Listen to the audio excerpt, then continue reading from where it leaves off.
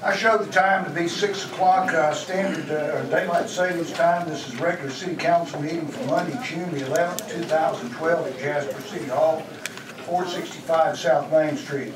First of all, I'd like to welcome everyone to the People's House. We're glad that you're here. We appreciate you being here and showing concern about what's going on in your community and wanting to be informed.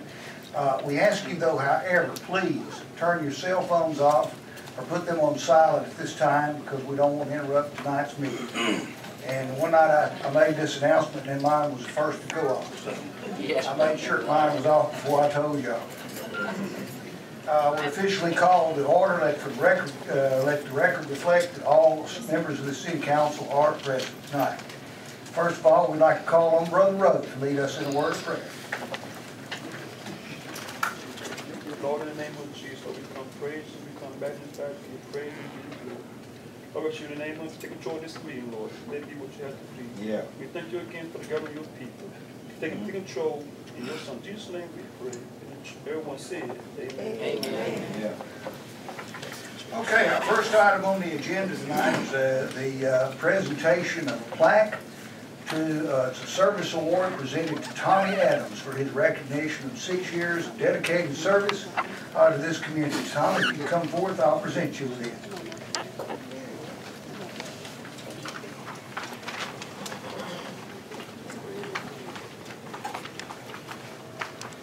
Tommy, we thank you for your years of service to this council and the people of Jasper and the people of your district. Take this. I don't know what you do with it. Hang it on the wall. It probably won't buy you anything, but hang on the wall. Look at it. We appreciate your years of service, sir.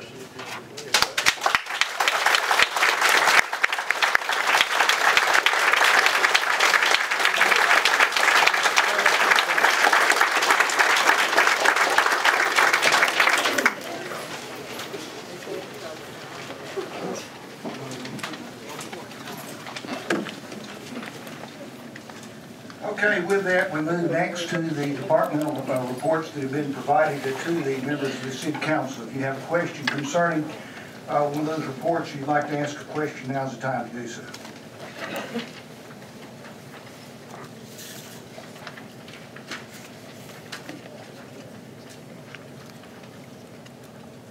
Okay, we also have in that information for council members.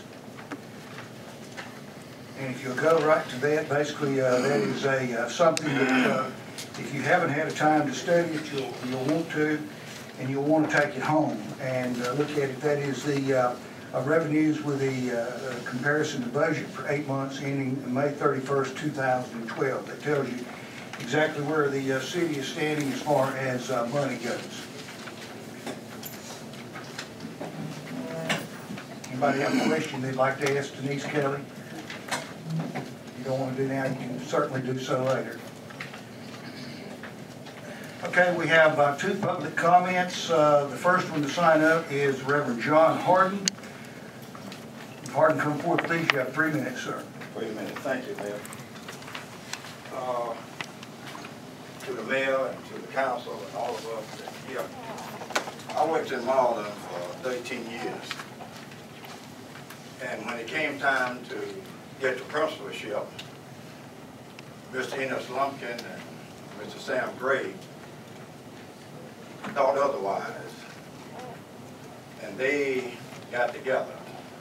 And Mr. Carroll Mountain, the banker and president of Bush State Bank in Marlin, Texas, called me to his office, and I went up to his office, and he told me, he said, "Coach," and I was a coach then, "I want you to know that you should get the job for principal of the Marlin Junior High School." I was wanted. As far as the teachers, they wanted me. As far as the community, they wanted me. He said, but everything seemed to be all right. He said, do you want the job? I just thought I should do. I said, I think I deserve it. Mr. Miner said, that's all right. He said, but Mr. Enos Lumpkin, he's going to heaven now. And I worked right faithfully with him. I never left him in the black community where it was on Commerce Street. And it was a school that became the junior high school. Since that time, they built different. He said, but Enos don't want you. And Sam don't want you. He was the superintendent. And if they don't want you, I doubt if you'll ever do any good. Now, if the boss don't want you, I doubt if you'll ever do any good. But to the mayor and to all of us that are here, I'm here to congratulate. I want to thank our police force. Even though we've had controversy, we had little stops here. We look at us now. We're done separated. But none of us can say that our police force has not been taking care of us. They have, and I want to compliment them for that. Now, y'all be sure to say he complimented the police force when you go out and you say it. I hope and pray that the decision that you make will be for the improvement of our citizens, our community. We have a great city manager, a good police chief, and just hope that you understand that action may cause very serious consequences for our city. Now, I ain't no Facebook, and I don't know what that other text message and all, I don't know how to do it.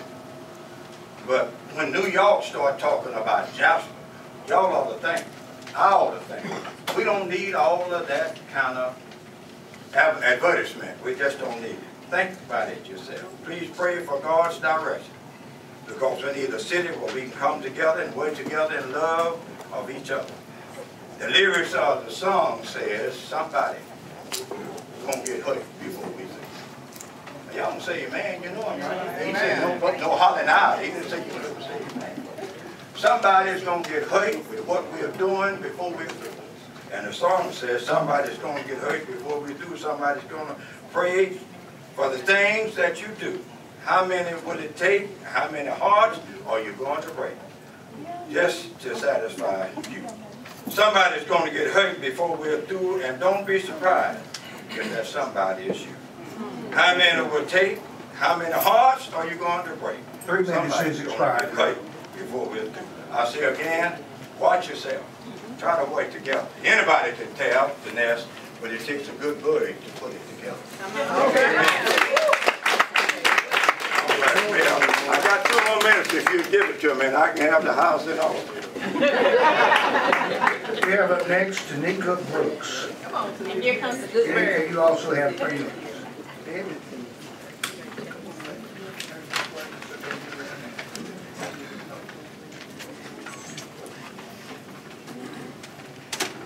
I'd like to say good evening to everyone.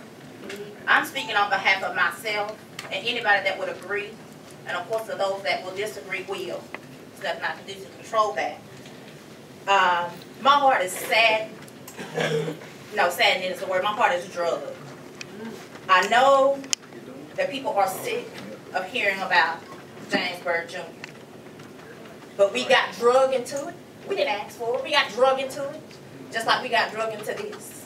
When this happened at the city, we had nothing to do with it. But it was mentioned. We got drugged into it.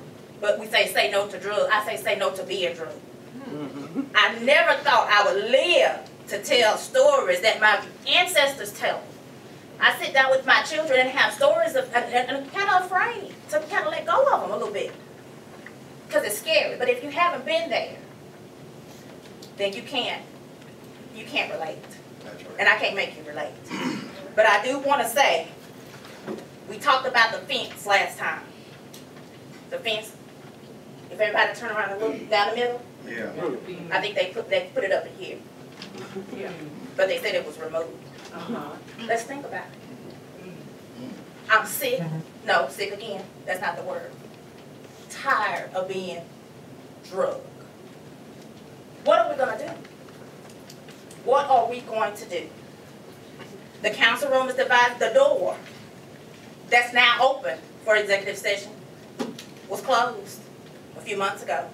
Struck off the agenda. No, not struck off. It drug off the agenda a few months ago.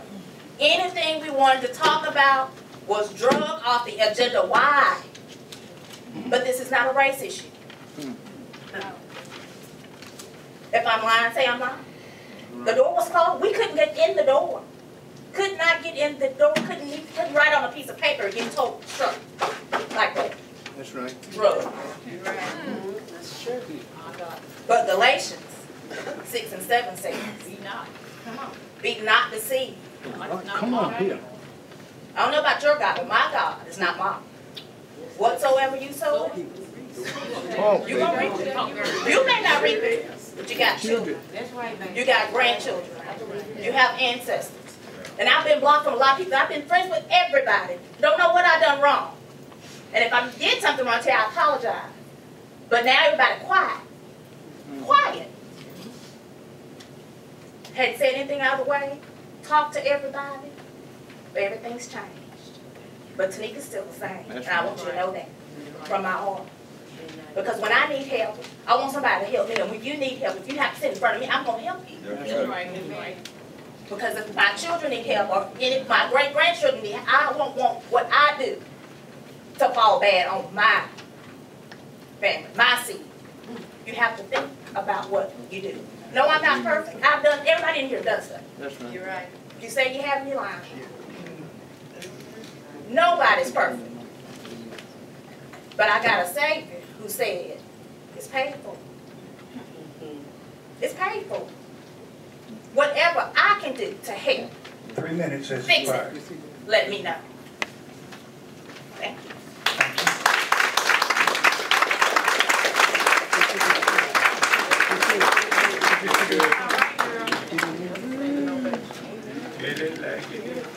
Okay, we'll go up next to the item number 1 on the agenda, and that is consider approval for a second set of minutes.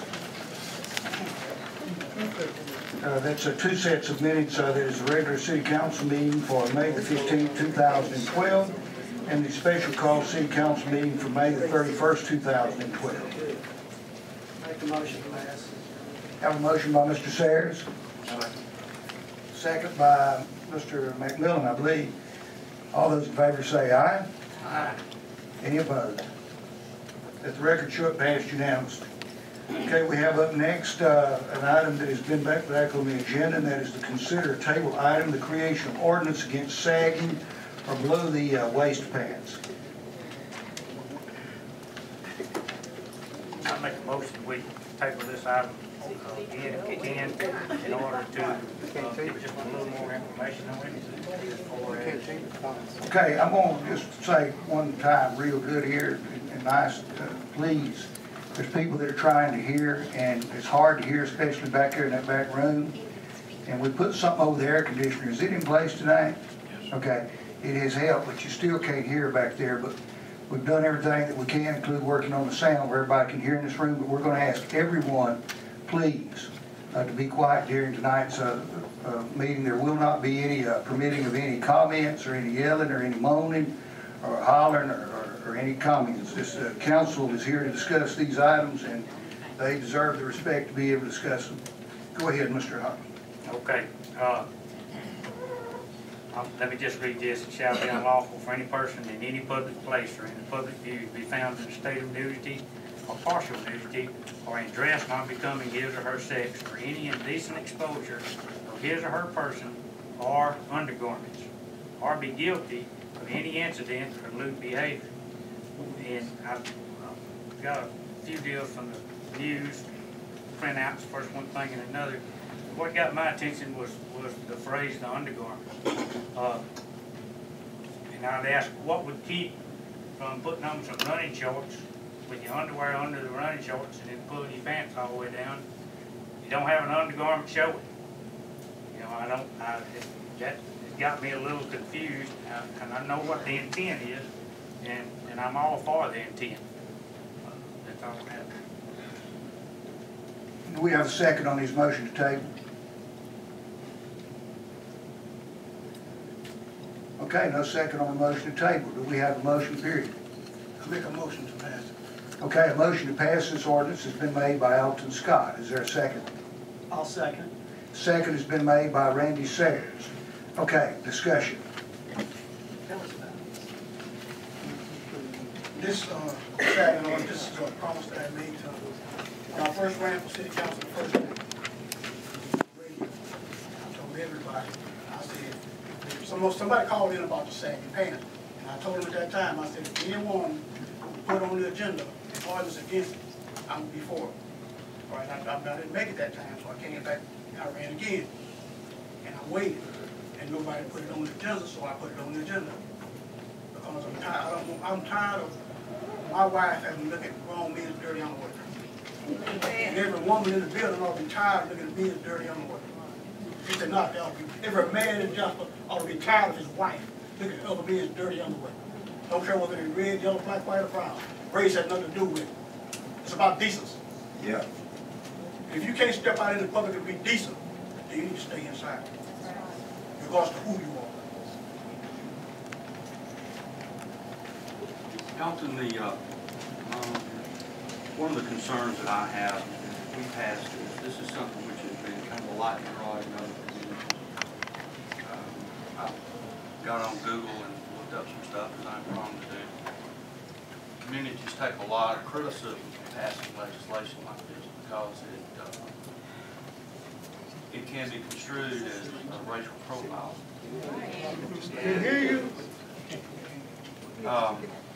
I don't want to do something. Pull that up just a little bit. I think you're having trouble hearing you. Are you familiar with Benjamin Chavez? Okay, he's the former president of the NAACP. And this is something that these sagging pants laws are really, I mean, they're just not the laws, but the activity itself is very distasteful. Nobody likes to see somebody else's rear end, you know, and what you're weighing against there is the right of someone to express themselves, to dress the way they want to, but at some point that right crosses over somebody else's right not to have to look at somebody else's rear end. And it is, I think, it's born out of a rebellious attitude. I don't know, but what maybe some of the churches ought to be more involved in the training of young people, you know, to have more respect for other people. Because that is what that's born out of. It's complete and utter lack of respect for other people. It is the visual equivalent of kiss my rear end, the way I see it. I think that I thought we had an ordinance already on the books, and initially I was against having this because I thought it was a duplication of something we already had, a lewd and lascivious behavior, which I did find eventually in the Parks and Recreation ordinances about that type of activity in our public, our city parks. But there's nothing in the books about that type of behavior. I do not want to brand the city or give opportunity for eager media to take this and twist it into something that it may not be, and it's not intended to do. So I guess you would defend us against that if that would be the case, huh? As far as racial profiling, it's not racial profiling. If you know anything about sagging, and if you study, you'll find out that it derives from the prison. Yeah, that's right. And when you're wearing your pants down like that, you're making a statement. In that state, you're saying, I'm available. That's what a man is saying when he's in jail. He's walking around with his pants down on his butt. He's saying, I'm available. That's all it's simply saying. And I don't think these kids need to be walking around here saying, I'm available. Because they don't know where it comes from. They think it's cool. Black and white, they think it's cool. They don't know where it comes from. Yeah, and after the prison, isn't that a part of the hip-hop culture? Yeah. No. Let me say this, man. As far as catching slack, anytime you do what's right, you're going to catch slack. Anytime you stand up for righteousness, you're going to catch slack. And if you don't stand up for what's right, you'll fall for anything. Let me ask a question of all of you. I'm a little bit concerned whenever somebody says that it shall be against the law for a person to, I mean, we've already got laws that cover somebody walking down the street with their pants down and showing themselves, like state of nudity or partial nudity. But when it says in here, dress not becoming his or her sex, where do we stop and where do we start on that? I mean, if somebody's walking down the street and let's say they got a completely good set of pants on, but their pants are hanging down just a little bit and they got a half inch of underwear showing, the way I'm reading this here, a policeman can ride them a ticket. Now, I mean, I don't want that to happen. Well, maybe it needs to be amended to say 2 inches below the waist. Or an inch, 1 inch below the waist. And the other thing that I have is that let's say that I have a pair of pants on, but let's say I have a pair of gym shorts under them or something other else. if that's the way I want to dress and it ain't bothering nobody, I mean, then somebody stop me and arrest me for it, you know? That's just questions I've got.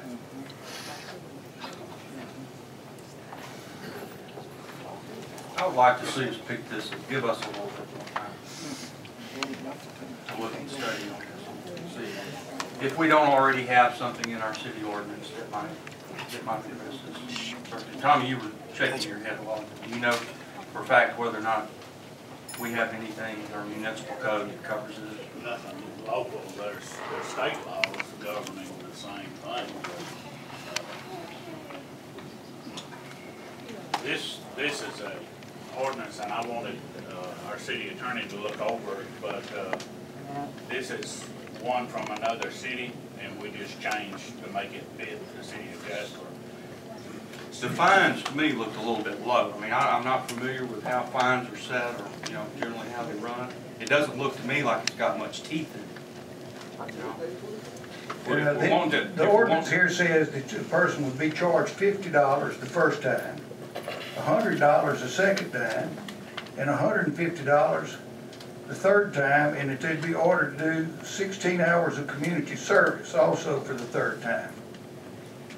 So that's what we're talking here, council, all of you looking at, as it's been drafted here, we charge some young person $50 the first time, $100 the second time, and $150 the third time, plus order them to do, on that third time, 16 hours of community service time.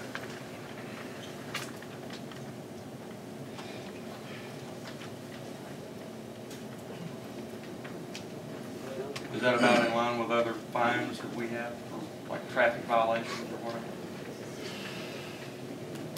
I can't really speak to that. I believe it. I agree with you. I think it's a little low for the offense and everything. The maximum fine for Class C misdemeanors.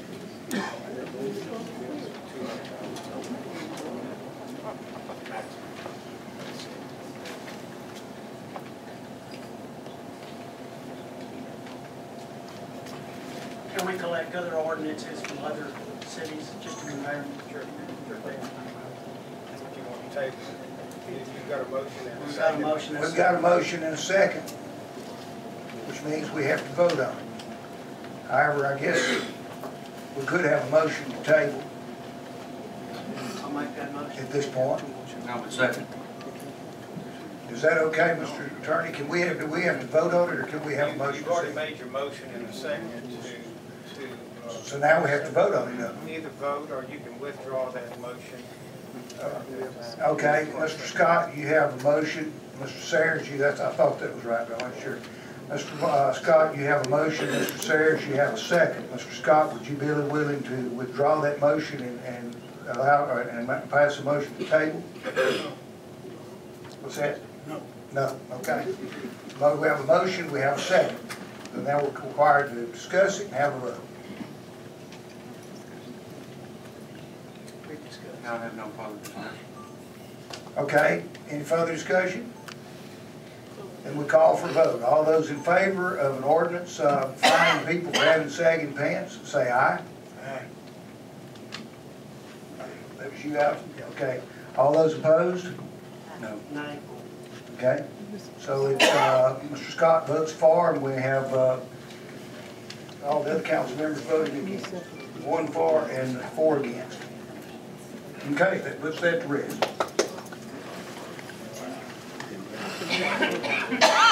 Okay, up next we have number 3, and that is an ordinance that I asked that this be put on the agenda. And what this does, this is ordinance number 06-12-01, providing for the imposition of a lien on the owner's property other than homestead or rental property for delinquent bills for city utility services. And do you want to explain this, Tom, or do you want me? Bottom line is that we had a business here in Jasper, a hospital some time ago, that ended up running up a sizable electric bill within the city of Jasper. And the city tried various ways to collect this money, and the city filed liens against the property. And I was recently, after a lot of going from here to there on that as the mayor and trying to see that the people's money and that this didn't happen again. I did some research on it and found that was advised by legal counsel that the city can file all the liens that they want against a piece of property for the electric bill, but we cannot collect it or actually have a lien against that property unless we have an ordinance on file that allows us to do that, and we don't have that at this point. Now, before anyone gets, I want to point out something, the very first fourth of this does not apply to, let's see, how does it say here? It does not apply to homesteads or rental property. So if you have someone living in your rent property and they run up a bill, I already had some people that have real estate in the city call me and ask me. So if you have someone that's renting from you and they run up electric bill, the city cannot put a lien against your property because of their bill. This would only be in the situation of like commercial institutions and things like that. Well, other than homestead or rental property. And the ordinance is here, and if you had time to look over it, do we have a motion? I'll make the motion. Motion made by Mr. Sayers. Is there a second? Second by Hazel Johnson. Okay, so we have time now for discussion. Okay, on a homestead, if your home, it say it is your home, but it's not listed as homestead, would that affect it also? Mr. Boykin? I would say yes, it is. You're only allowed one homestead exemption, so if you own two, then the one that's not homesteaded would be subject to a lien. I'm saying like, someone may own some property, they may be living over it, they may not have a homestead exempt on the tax roll. They may be paying certain taxes on it, and not have it exempt. You don't have to put it on the tax roll. As long as you're living there. So residential is exempt, is what you're saying?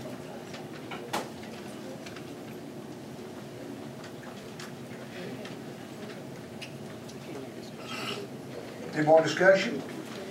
Okay, we have a motion, second. All those in favor say aye. Aye. Any opposed? Let the record show it passed unanimously. Okay, we go to consider request from management regarding the Sam Rayburn Municipal Power Agency's funding or refund to the city. Tommy, would you like to come forth and explain, please?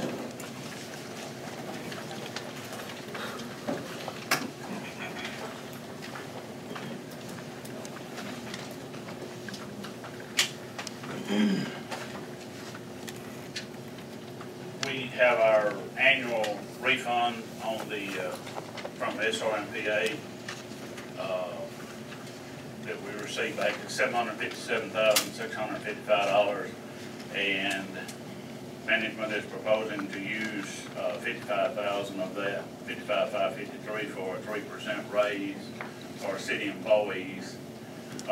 Their last raise being May of 2011, and then the remaining $701,000 would be used, as it has been in the past several years, as rate buy down on the city's electric rates. Last year it was like $14.30 on average bill. I haven't seen what it's going to be this year, but should be somewhere real close to that.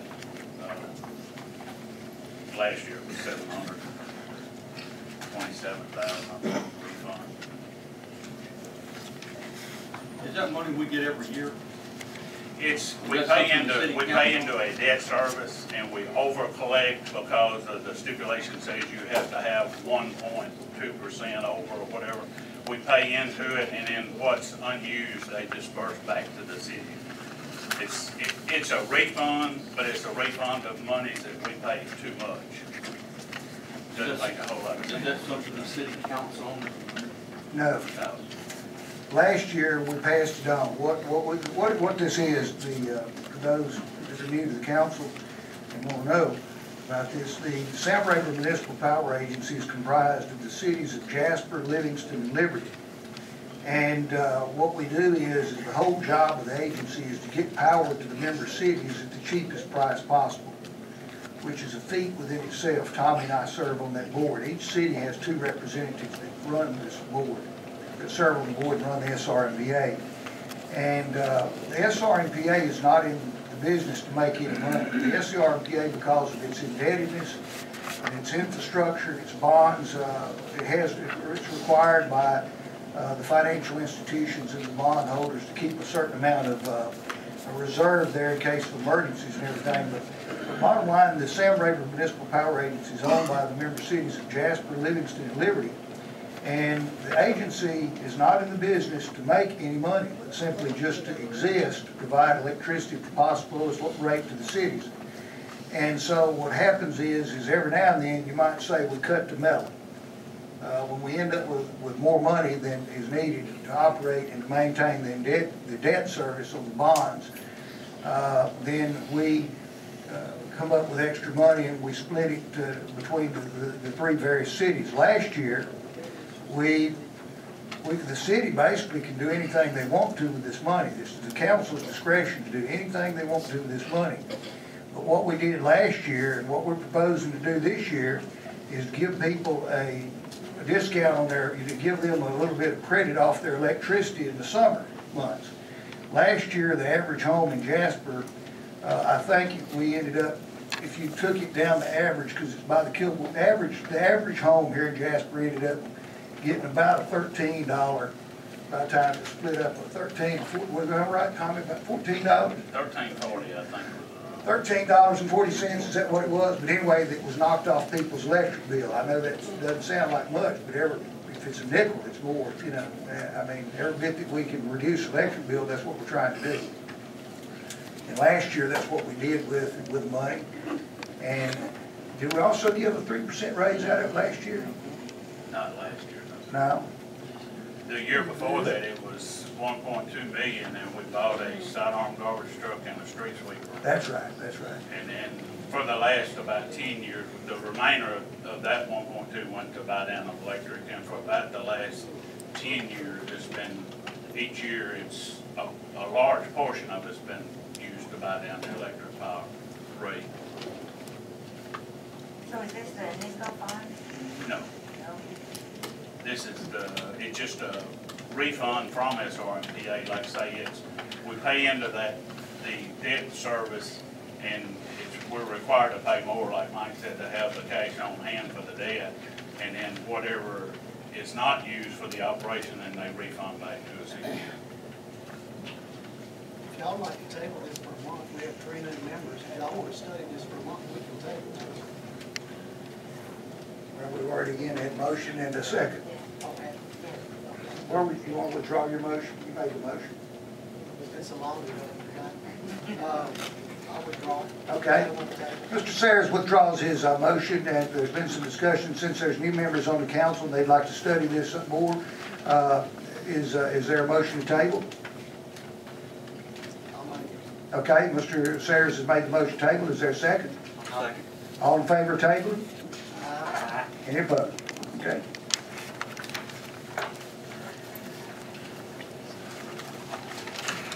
Okay, consider resolution number 2917, naming an authorized person as a signer for all contractual documents related to the corpus of trust estate of Jack McKenzie Charitable Trust. Tommy, while you're up there, would you like to explain this to us?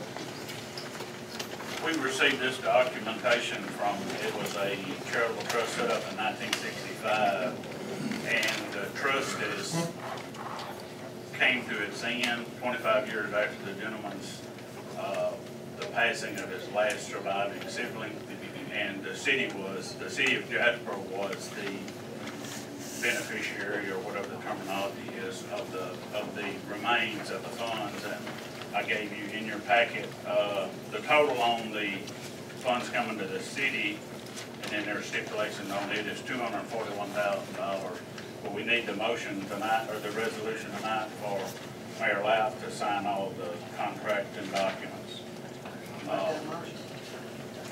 And when we get it, there'll be some stipulations. I'll bring it back to you, but that's, in order to get it, we need this corporate resolution. Okay, that motion has been made by City Council members Randy Sayers for the city to accept the money and it to be held in a fund, and has been seconded by Mitch McMillan. Any discussion?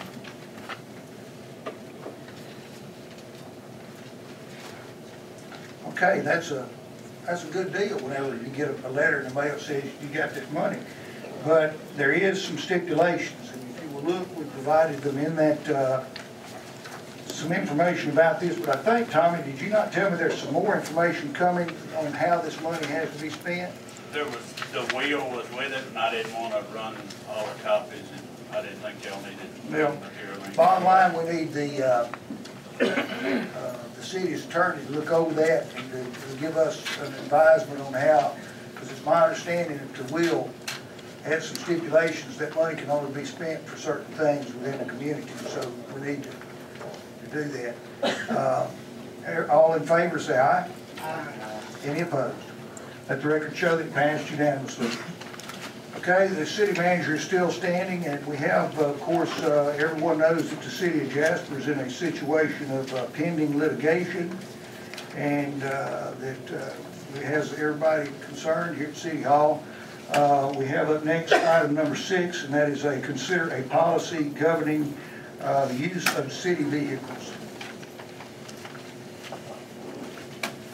I put in your packet the sheet out of our personnel policy manual that everybody gets when they're hired with the city, and it so stipulates that on-call employees may take company vehicle home but only utilize it for city use while on duty. Only city personnel may ride in a company vehicle not to be utilized for personal use. Violations of the provisions will result in disciplinary action being taken. And that's basically what the policy says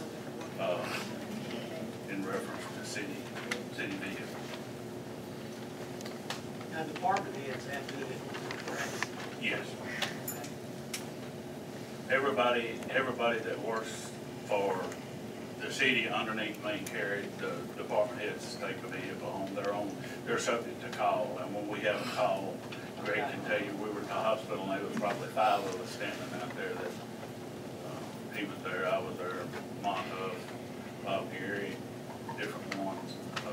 They're subject to call 24/7 basically. Just out of curiosity, how many vehicles does the city own? Joe Wagner can speak to that better probably. I would say approximately 150. You have several in PD, and then we have the fleet. We're a little off course here. Do we have a motion? Have a motion by Hazel Johnson. Do we have a second? Second by Raymond Hobson. Now let's have all the discussion go on. Isn't this already a policy? It is, but I think we're being called upon to ratify that policy.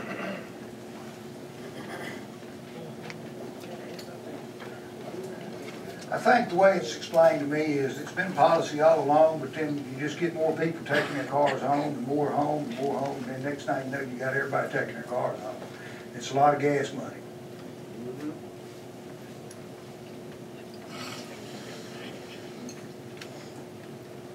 Any discussion? All those in favor? Aye. Any opposed? Let the record show that it passed unanimously.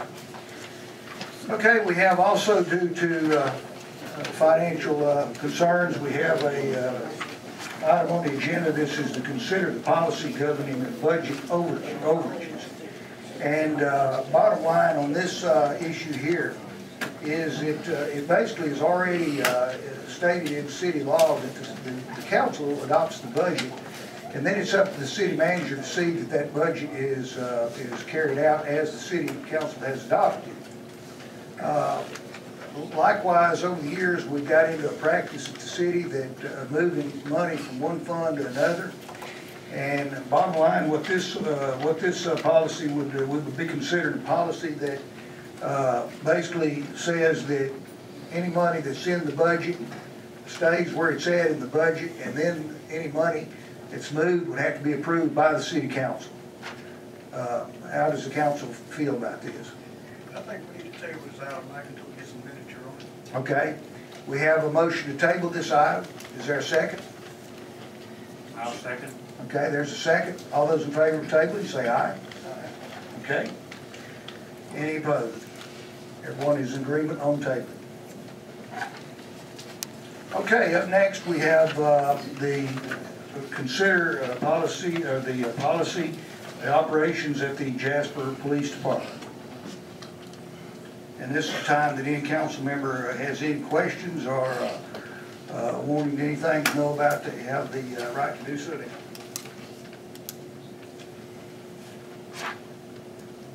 This is another item that we have any literature on. Well, it's your time to ask any questions you want to. What are all the policies at this point? Okay. What are the policies at this point? Yeah. Do we have the chief to come up?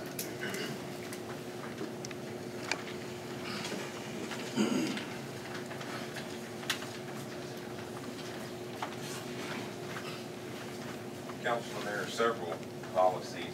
We have a PD manual that's about this thick that has all the policies and procedures. And if I would have known that this was something that you needed, I would have brought it this evening. I can provide you with a copy of the PD manual. Okay. It's my concern that this policy book is adopted by or put together by the police department, and then it's approved by the city council. But it's come to my attention there's been numerous changes in that policy book, and that policy book has never came back to this council for approval. Yes, sir. That the policy manual was adopted in 2002 by the city council, and it can be amended by the police chief. Okay. It says it in the manual. But it also has to be brought back before the council. We're the governing body, Yes, sir. and we're the ones that can make the rules. And I'm just wondering why that hasn't happened. City Council 15 minutes. The last time that I talked to the council, it was the last council, it was this current council. So it may be something that we need to get together and bring to each one of you and let you look over it, and it may need to be readopted. Was it 2010 the last time we adopted? I thought it was earlier. I think that the manual was adopted here a few years ago, but I don't know. The last time I found it in the minutes was 2002. I think that you're right. That's a problem, but I don't. I think that's the date that's on it, the front of it.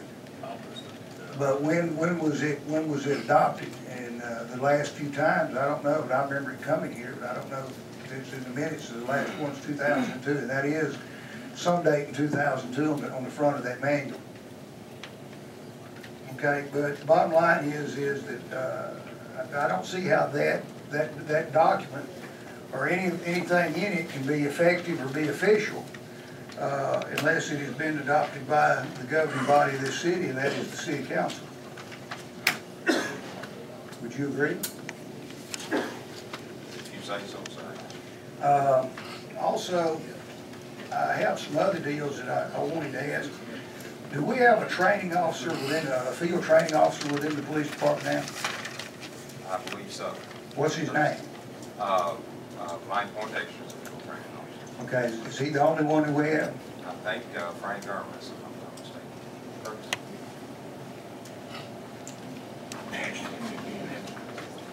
Mr. Armour shook his head now. Oh, you're not? Mayor, Councilman. To assist in this, I would tell you that I'm one. Cody Christopher's one. Josh Hadnot's one. I think there's another one or two that I hadn't looked at. Mr. Hall, I believe you're one. I believe you're all. Okay.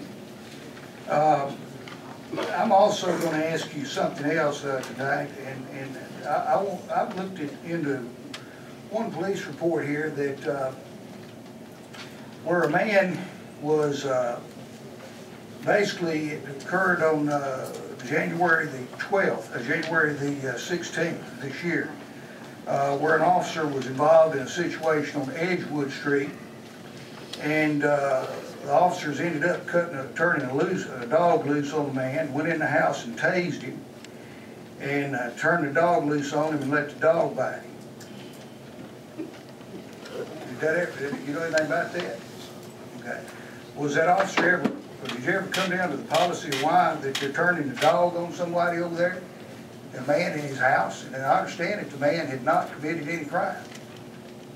Well, the way that my understanding of it is it was a loud music call. When they showed up at the loud music call, the gentleman there at the house took off running, and they felt that he was running for some reason while the dog was turned loose. I don't know. Okay, but he was tased and a dog was also put on. Well, when he went in the house, he got underneath the covers and he wouldn't show the officers his hands. And they asked him several times to show his hands, and he refused. Okay, and the accusation or what the man was accused of was loud music. Well, once he went in his house, they didn't. At first, yes, sir. But once he went in the house, they wasn't sure. Okay.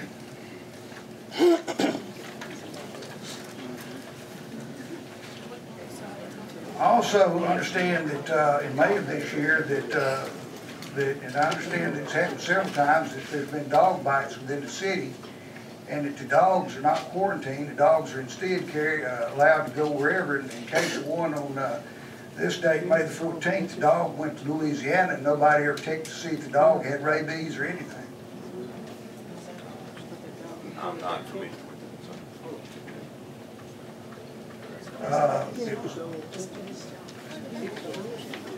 Okay, now I'm going to ask one more time for not to be discussion out. And if we can't have that, well, then we'll have to do what we got to do. Okay, up next, I'm also concerned that without this city council's approval, you changed one of the city policies, and it's basically it's a police policy, and it says the original policy said employees shall not publicly criticize or ridicule the police department. Its policies are employees by speech, writing, or other expression when such communication is defamatory, unlawful, or interferes with the maintenance of discipline.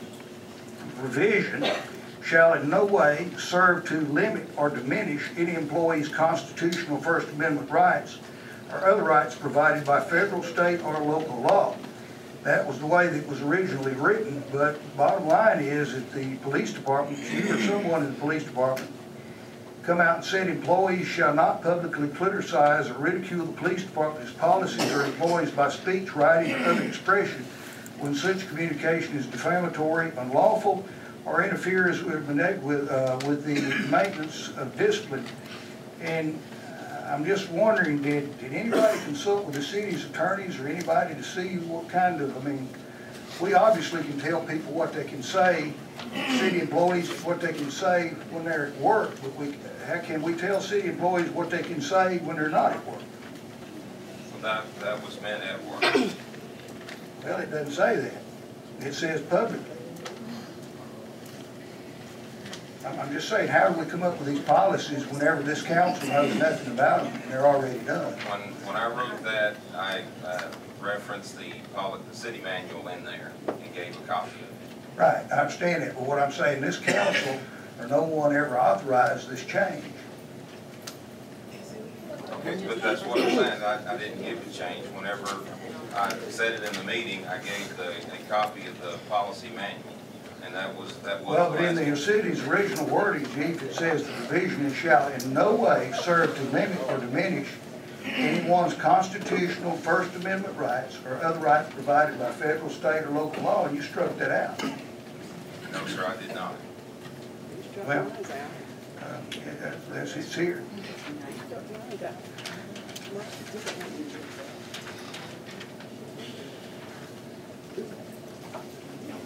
Let me ask you another question. You recently made many hirings and demotions, and you've done all kinds of things over there. Are any of these jobs, department, or they've been posted? Every one of these jobs that you've done since you've been there, have you posted as required by 2.21 of the city's rules? The jobs have been posted, yes, sir. Where were they posted?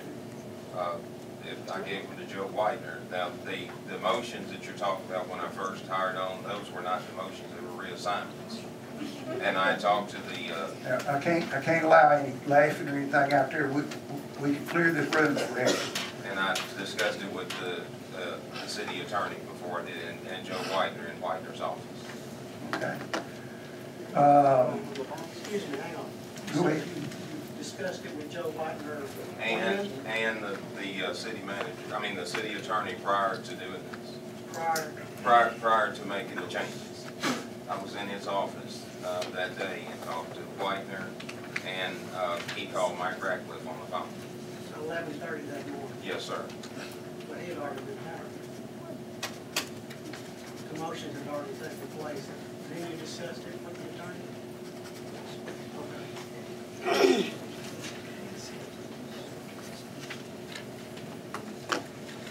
And I'd also discussed it with some folks on the council, Ms. Northbury, Mr. Land, Mr. Adams, he was still here at the time, and then Alpha Scott came in.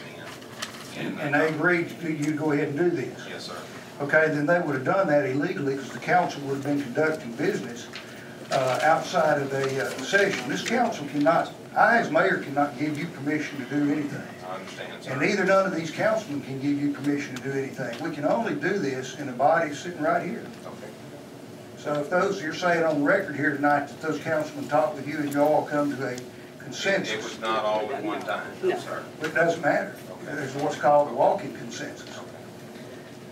Okay.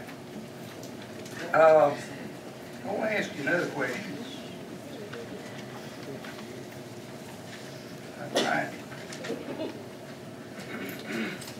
I want to ask these questions general to the police department. And I'm going to ask this, and I'm going to just say, I don't know what the department's policies are, but before my time at being at City Hall, I've been around, as you know, around law enforcement for a long time. And every time there was ever a major crime within this city, a robbery, a shooting, a major armed robbery, a crime of any type, anything like that, we always had a chief or a captain out on the scene. And since you've been chief, we hadn't had that. Well, there's only been 2 times that they hadn't, and my people didn't notify me. So I can't come if they don't notify me. Okay. So you're saying that people don't call and tell you? Yes, sir. It happened night before last. Would you say that's a breakdown of communications within your department? Yes, sir. Who's responsible for that? The communication supervisor. No, sir, I'd say you are. You're the chief. And I don't agree. There's been many times that you haven't shown up, and I don't know that the captain's ever been to anything after hours.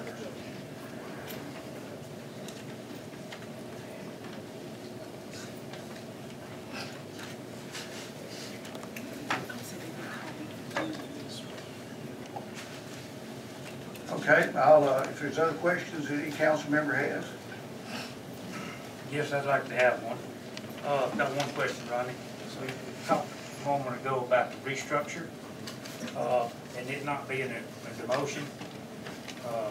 Correct me if I'm wrong, but pretty much a demotion is an assignment from a position of greater responsibilities to one of the lesser responsibilities, usually requiring a decrease in salary. Is that what happened in the restructure process? And it's not, I call it a restructure, you guys call it a demotion. Basically, that's the definition that you read off. Chief, on the evening that I asked you this was in a city council meeting. This come up earlier. It was June 21st, 2011. And I asked you about what this was, and you said it was not demotions. You were very emphatic about that. And you said it was a restructuring of your department. Yes, sir. That's all that it was about. Yes, sir. And then you walked right out the door here and talked to Channel 4, KBTV, or no, KBMT. Well, it was one of them. I'll have it here anyway, the Tanya Maya, and with Fox 4. And you said in that tape, and I have it, it says that you did everything you did for self-preservation. And if right here, it wasn't outside. Okay, well, was it well, you said that it was self-preservation, and then you turn around, or you said it was restructuring, and then you said self-preservation, so which was it? The police department and in the police field, you have to have self-preservation or you won't survive.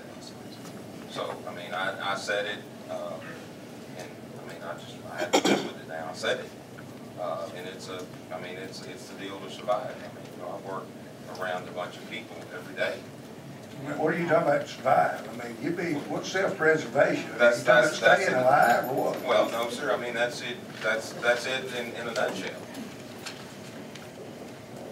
Are you saying your department is out to get you?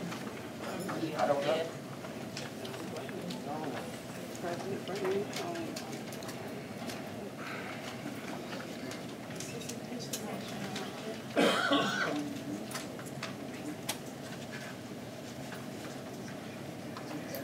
I want to ask Mr. Frame something. Mr. Frame, do you know if you or anybody else in your department that went over in the office over there and telling people that God told you to give them money and threw money in the floor? Say it again. Did you or anybody you know of ever go to someone that got demoted and say that God told you to give them money and you ended up throwing money in the floor to their feet? Yes, sir. Okay. Yes, sir. Any other questions? I've got a couple, Madam Mayor. Roddy, on patrol units, cost of patrol units and stuff, are we utilizing all the patrol units that are available to you at this time? We're utilizing the only one that I think, and we use it sometime, is Unit 19. It's one of the older model units. One of the older models? Yes, sir. There's not a couple sitting back there in the parking lot not getting used? No, the two older model is one of the supervisors, and the other is our crime scene. And then we have like the early 90s Crown Victoria back there, and it's used as a spare because it doesn't have a camera. Okay. And one other question is, the recording equipment and stuff that's in these patrol units, Yes, sir. they are there for what purpose? To record any contact with the public. That's true. It's my understanding that a lot of the microphones and recording equipment doesn't work. That is correct. Has there been any steps taken to get this stuff repaired? Because you know and I know, as being in the police business, that recording equipment takes all the guesswork out of an accusation that's made against one of your officers. That is correct. The current video system that we use now in those cars is made by ICOP. ICOP has since went bankrupt, and a company called Safety Vision out of Houston has purchased the ICOPs. We've sent the microphones off several times to have them repaired. We've even looked into getting a new camera system because the price to get those things repaired are so expensive. I realize the expense on it, but now that new equipment's going to be bought, and I think that it's crucial that we have recording equipment in those vehicles. Yes, sir. That if they're in as bad a shape as I've been told they are, somebody needs to approach council about money, if your budget will stand it. If not, the budget, it can be spent somehow to protect these officers while they're out here in the street. I turned the deal in the other day to the city manager, and he and I talked about this, and he passed it on to our finance manager, and I was under the impression that it was something that we would bring up in the budget hearing next month, for the budget workshop. When is that going to be? Next month, I think. How long have these, it's my understanding that let me, for those that don't know, there was some things that happened here in the city years ago, and Mayor David Barber, I was here in the city council at the time, unanimously passed a motion that all contacts between police and people be videotaped and audio tape. I mean, in other words, sound and video. And that there was to be no exception about this because the city wanted to be able to know what their police were doing when they stopped somebody out beside the road. Now, that's some of my understanding that this stuff has been out for some time. It hasn't been out. It's just one of the microphones will quit working and they'll go to another car and get it put.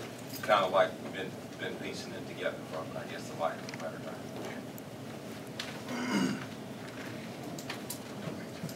And a lot of those things that sometimes you hear, I don't get to hear. So.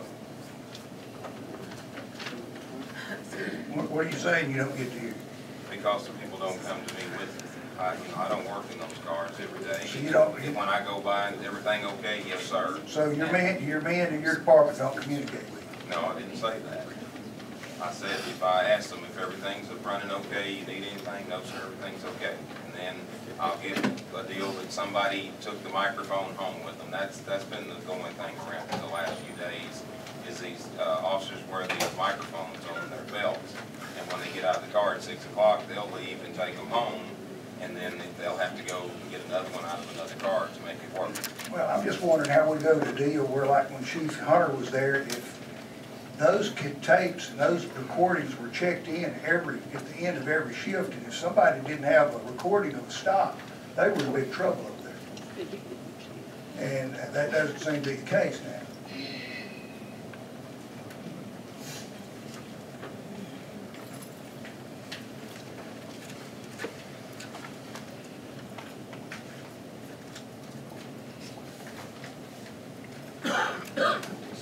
Any other questions, any council member? Mr. Peterson, I was wondering, when did the rank of senior sergeant, when was that invented or something like this? It was established, ma'am. Yeah, it was established whenever we went to 2 sergeants, as opposed to 4 sergeants. I had a little bit of a more chiefs than Indians type situation. Whenever 2 sergeants positions became available or opened up, we decided not to fill those and just make 2 sergeants. One for 5 days, the other for 5 days, 90 days. Sounds like, to me, Mr. Frame, you had too many chiefs and not enough Indians. Yeah, I'm sorry. Yeah, it was a little top heavy, yes, ma'am. Well, I see too, and I'm not going to mention any names in here because I don't want to do that without these officers being here or whatever. But I see where you got a guy he goes from patrol officer to sergeant. He's making $17.06 an hour. Then he goes to sergeant. He's $22 an hour. Then he's demoted from sergeant to sergeant patrol. He's from $22 to $17 an hour. All right, then I see on another deal here where another guy is a lieutenant. He's promoted from sergeant to lieutenant, so he goes from $23.75 to, $22 from got this wrong here. Wait. He goes from $23.75 or $22.74 to $25.25. Okay. Then he's demoted from lieutenant to detective sergeant and comes back down. He's making back down to $24.25. So before it was $22.75, now it's $24.25. I mean, and then also I find out that you're doing deals here, or is what I've been told, that you tell certain people that they can't take a car home, and then you got other people that you let them drive them all the way to Pineland. Why is that? Well, back to answer your first part of your question, those 2 changes from sergeant back to patrolman and from lieutenant back to sergeant, those were requested by the people. And I have documentation, and I know that you want to talk about that. I would have already showed you tonight. The deal with the sergeant, he actually takes it to Brooklyn, not Pineland. And when he's on call, when they're on there 5 on or 2 off, because there's not 2 of them, they're on call 24 hours.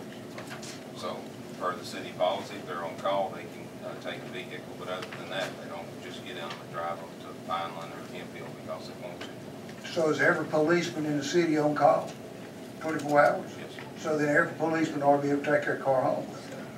Is that what you're telling me? Except for patrol, yes, sir.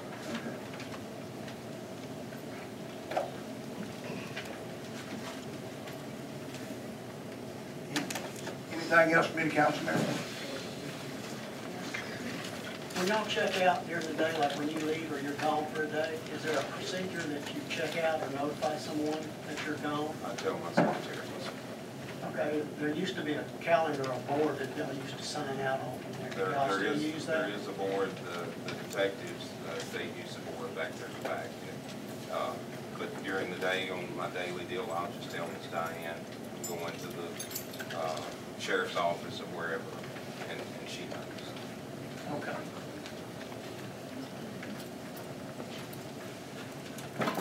How many days do you think you take off in a month? You take off a lot of days in a month? No, sir.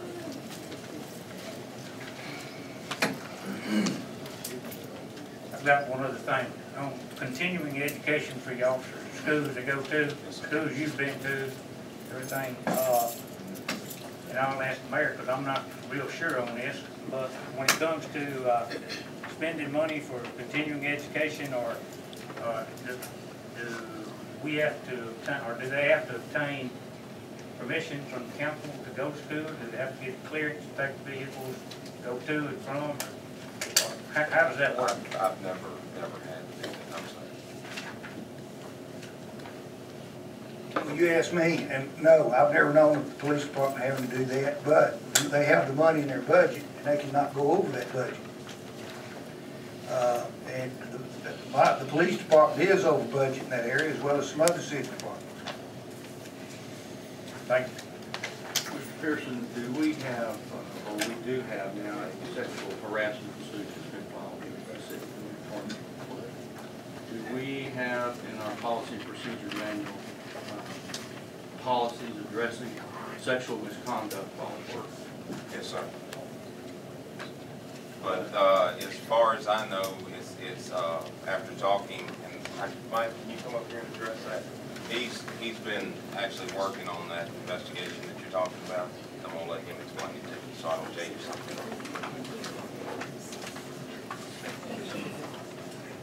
Yes, sir. What was the question again? Well, within the policy procedures, handbook or manual of the police department, do you have explicit policies regarding sexual misconduct of officers following? And is it being followed? There is some stuff in our code of conduct, but I'm not aware of a sexual harassment suit we're investigating right now. And I don't know what you're talking about. Maybe it's not a suit yet, but a claim? I don't know anything about the suit. I talked with Mr. Whitener about a deal that I was investigating within our department. And after I've looked into it and done my follow-up, I don't believe it's a sexual harassment. And my report so reflects, which has been turned into the captain and the chief. Okay, have there been any instances of that sort of behavior at the police department that you're aware of? Not that I'm aware Any of. three of you? Absolutely not. Not that I'm aware of.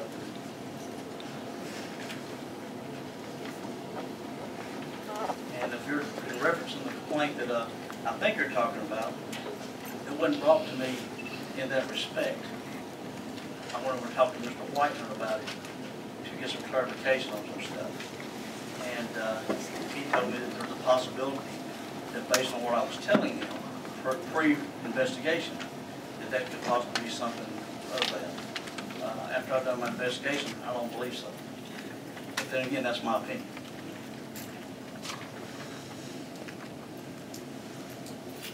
Another question I'd like to ask Chief Pearson, Mr. Frame, is over the years at this city, they have had a firm racial profiling policy in place to ensure that racial profiling is not going on within the city of Jasper.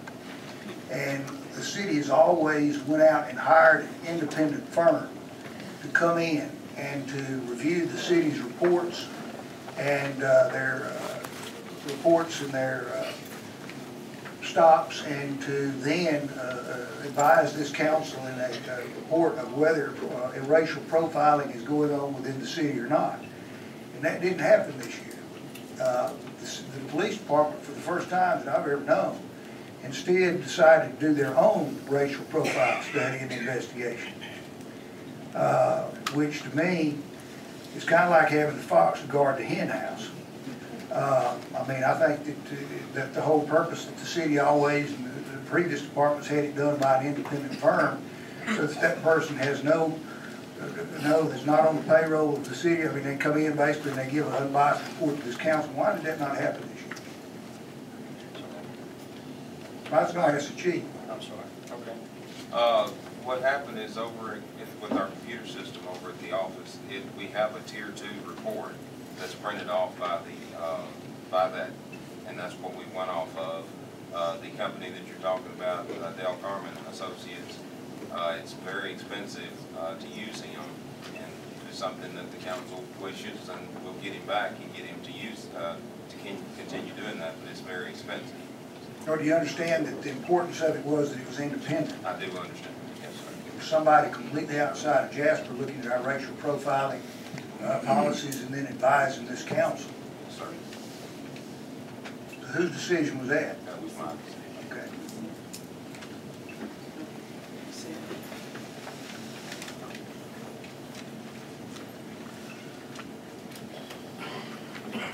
Any other questions, council?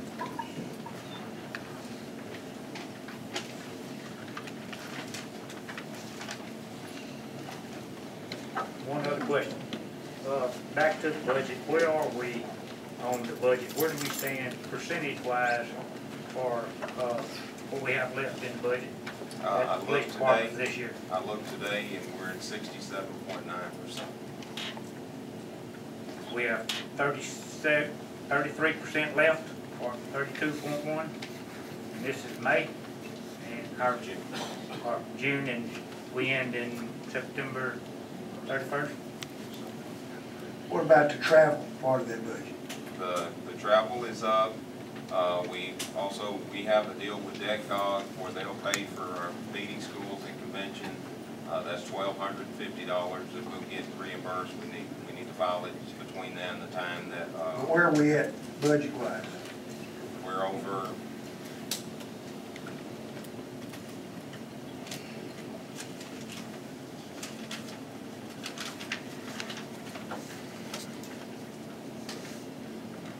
Says we're $3,400 over. Okay.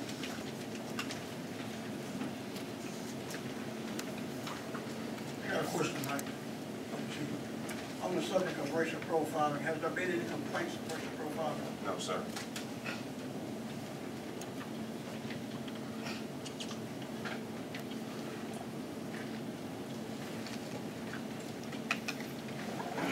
Any other questions of this council?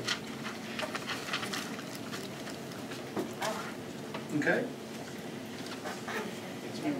Frank, I think this question was asked earlier. How much time do you spend at the police department?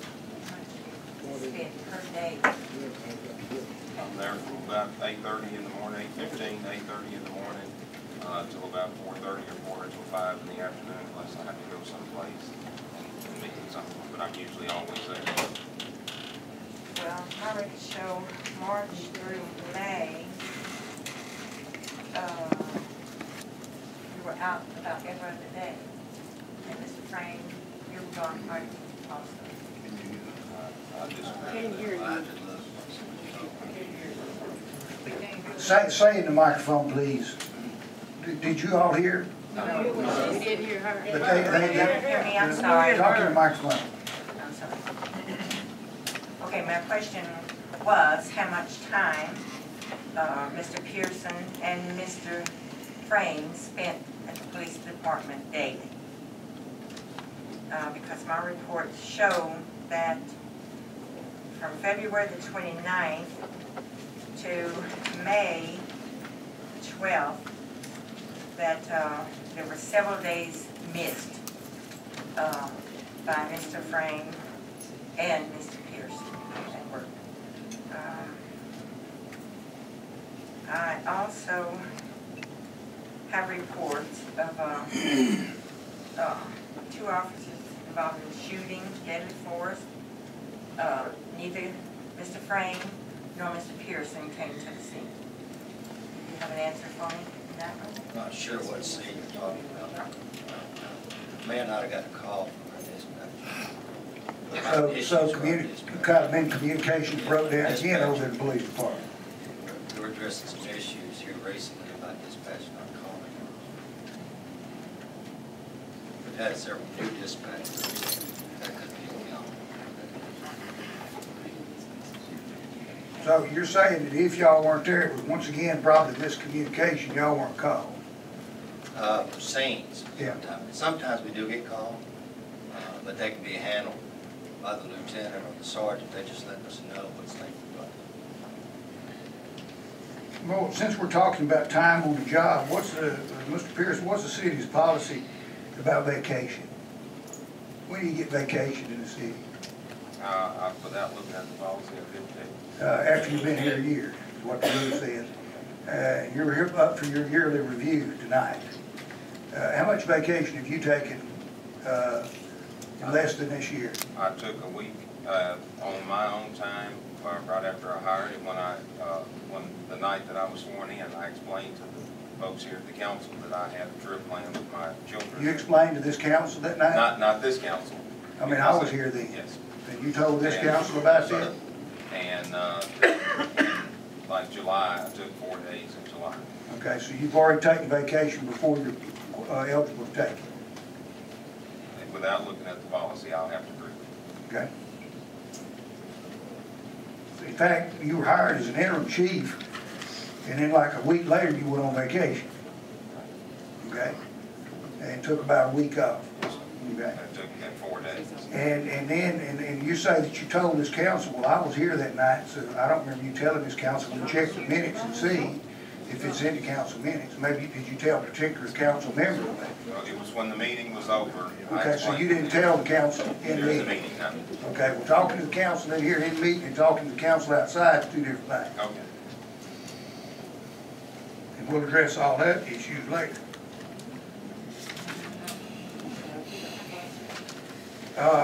For those of you that may wonder why we do this, the city council is the only person or the only entity that controls the police department. The city council, the police department works for the city council, and we cannot meet. We cannot meet here. In other words, what we do, we have to do here and vote on it. And it has to be on record, or it doesn't happen. Any other questions?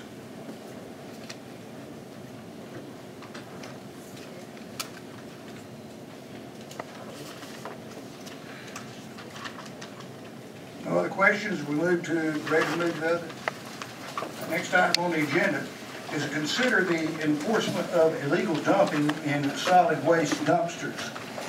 This is item number 9, and I've asked this to be on here, and I will explain the reason why. Bottom line is, we have a situation where, let's say that Tommy Boykin, or let's say whoever is paying to have their garbage picked up, and then we've got other people who come and fill their garbage can up with garbage, and then they can't put garbage in their can. And bottom line, that has been going on for some time, and it causes a big problem for people.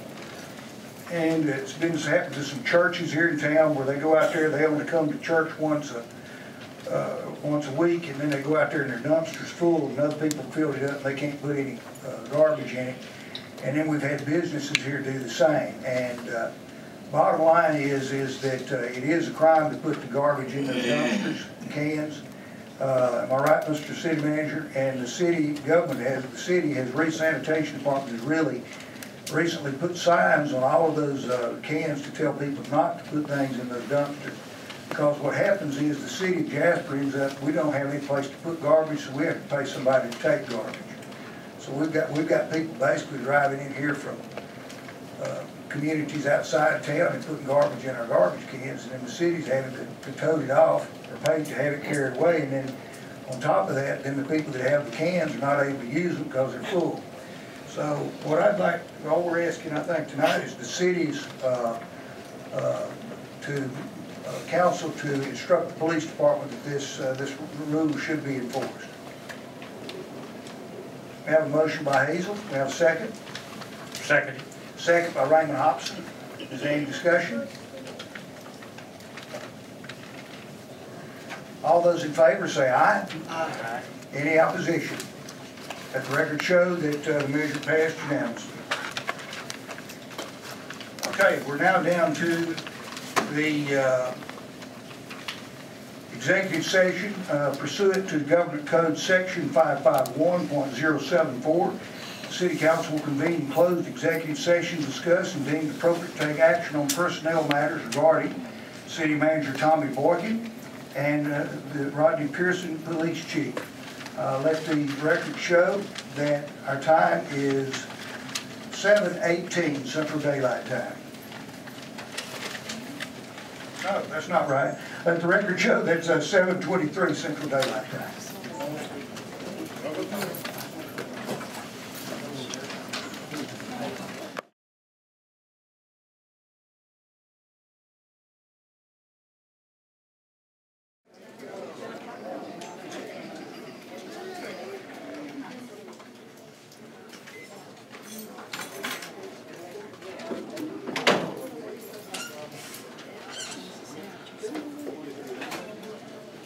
Okay, for the record, we'll show this, one of these days, we're gonna get all these clocks synchronized. We'll have to do. We used to have another. Anyway, we'll now show this executive session is concluded. We're back in open session for this regular city council meeting, Monday, June 11th, 2012, Jasper City Hall, 465 South Main Street. And let the time show that it is 11 minutes, it's 9:11 Central Daylight Time. We first will tell you that we have been in executive session discussing the evaluations for the city manager and for the police chief. First, we have any action to be taken on the performance of Tommy Boykin, who is city manager. I move that that evaluation be finished next month, the next scheduled meeting. And I second that one. All those in favor say aye. Aye. Any opposed? Okay, let the record show all city council members voted for. The city council member, Alton Scott, voted against. In the performance evaluation for Rodney Pearson, police chief, do we have a motion? I make a motion that Mr. Pearson be terminated as our city police chief. Do we have a second? I'll second that. Who seconded? Mitch McMillan, second. All those in favor say aye. Discussion. Real quick, question and discussion. I just want to say that this is racism at its finest.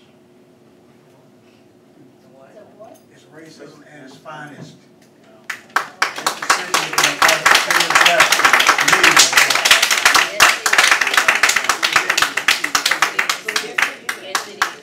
That's pitiful. That's pitiful. Okay, we're not gonna have, 50 years. That's pitiful. we're not gonna have any more outbursts, okay? All those in favor say aye. Aye. Opposed? Aye. Now let the record show all city council members voted for the termination, except for Alton Scott, who voted against it. Yes, ma'am, I said aye. Okay, you finally see it. When you didn't say aye at first, I was looking at you. That's why they all vote. You didn't do that. Now it's that back. Being no other items on the agenda to be discussed or voted on, we stand adjourned.